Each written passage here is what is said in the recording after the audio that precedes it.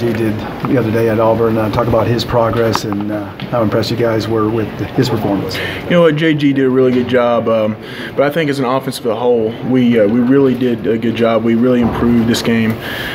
There was a lot of things that we did better, but saying that, we got to go back to the film room. We got to improve. There's a lot of things we can improve on, and we need to focus on that and focus on us and just keep getting better week by week, focus on our next opponent. Brian, you got Alabama this weekend. What does that rivalry game mean to you? Well, it's a really important rivalry. You know, I grew up being a UT fan, so I know the rivalry. I've been around it my whole life. You know, and it's third Saturday in October. It's important. It really is, and it's got a lot of tradition behind it. Alabama's a good football team, got a lot of good players, got a lot of good coaches, and so I'm really excited. It's going to be a tough challenge, but I'm ready. I'm ready for the fight. Ryan, how different was that 24-hour rule after this game as opposed to your last 11 in SEC play? Say again. How different was that 24-hour rule of celebrating the win different than your previous 11? Well, you know what? It was a great feeling coming off a win. We really enjoyed it. We had a great game, great atmosphere in the locker room. But we went back. We started watching the film the next day. Focus on what we can improve on the game. Watching some Alabama film and just really focus on us, not dwelling in the success, but moving on to the next week. You can't stay in the past. You got to move on. Jeremy hasn't been on a staff that has lost many games over the years. Before last week, when y'all were dealing with adversity, how was he in terms of dealing with you guys, kind of keeping y'all confident, trying to stay patient and that type of thing? Well, Coach Pruitt always preaches the next play. He always preaches don't focus on the past, and I think that's really started to become built into who we are. And all of his championships, all the games that he's won is really a great thing to have on our staff.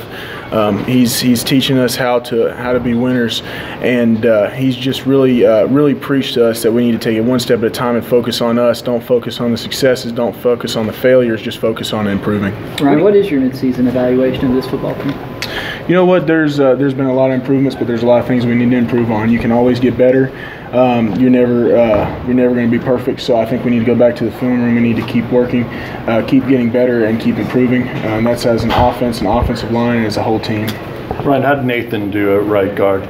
You know what? I really enjoyed playing next to Nathan. He's a good kid, really good football player, and I think he did a very good job. I think our offensive line as a whole did a good job.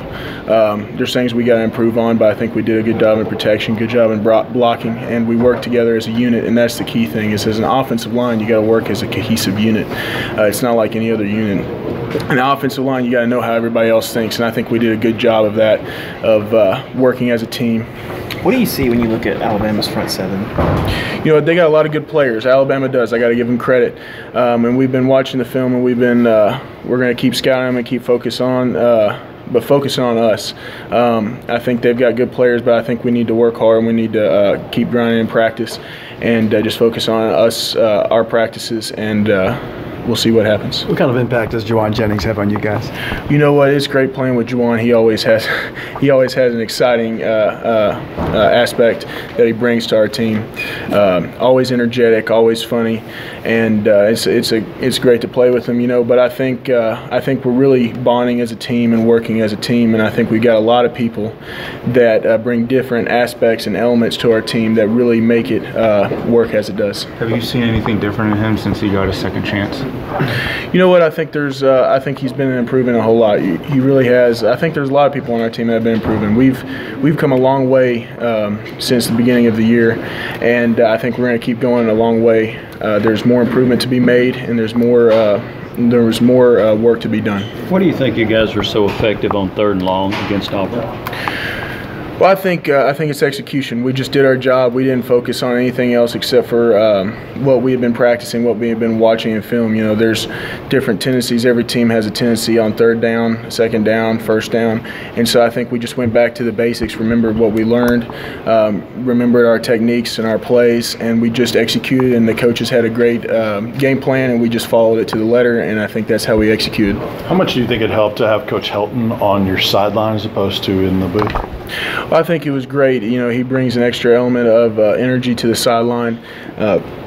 I think he did a great job. He made great calls, and we just focused on just executing those calls. I think I think that was a great offensive strategy and a great offensive asset to have him on the sideline. Ryan, aside from this rivalry game, what's the mindset having the #1 ranked team come into town this weekend? Nothing different, nothing different. It's all about us. We focus on us. It doesn't matter who you're playing. You can't treat it any differently. It's a mindset. It's a mindset game, and that's what it is. I preach that over and over again. Football's a 90% mental, 10% physical, and so you've got to approach every play, every snap, every game the exact same. And we're just going to go back and focus on us, focus on our technique, focus on executing, and we're going to work on our game plan, and we're going to just do what we do. What do you think you can learn about yourself playing a team of Alabama's caliber? You know, there's always something you can learn from every game and every snap, and you know it's different in each situation. But you really have to focus on you and look at different things. You know, your technique, your scheme, your anything as small as stepping with a 6-inch step instead of a 5-inch step.